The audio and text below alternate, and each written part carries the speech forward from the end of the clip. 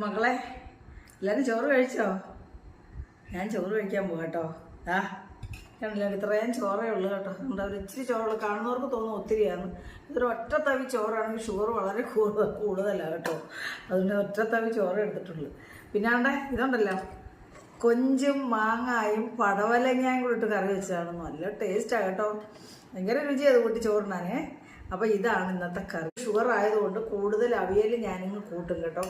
അപ്പോൾ നിങ്ങൾക്ക് തോന്നി ഞാൻ വാരി കോരിയിട്ടെല്ലാം കഴിക്കുവന്നില്ല. ഞാൻ കുറച്ച് ചോറും പിന്നെ കൂടുതൽ കറിയും കൂട്ടണമെന്നാണല്ലോ ഷുഗർ പേഷ്യൻറ്റ്. അപ്പം ഞാൻ അവിയൽ വെജിറ്റബിള്, നമ്മൾ കിഴങ്ങിടാത്ത വെജിറ്റബിൾ ആണെങ്കിൽ ചേന ഇട്ടിട്ടുണ്ട് കേട്ടോ.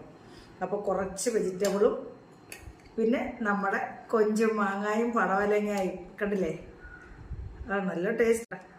ഇവിടെ ഇഞ്ചിക്കറി ഫ്രിഡ്ജിൽ വെച്ചിരുന്നതാണ്. ഞാൻ ഇച്ചിരി ആയിട്ട് ഇവിടെ നിന്ന് എടുക്കുവാണ്. എത്ര ദിവസം വേണമെങ്കിലും ഇരിക്കും ഇത് കേട്ടോ. എണ്ണ താണ്ട പൊങ്ങി കിടക്കുന്നുണ്ടോ വെള്ളം, അതുകൊണ്ട് ഇത് കേടാവത്തേ ഇല്ല.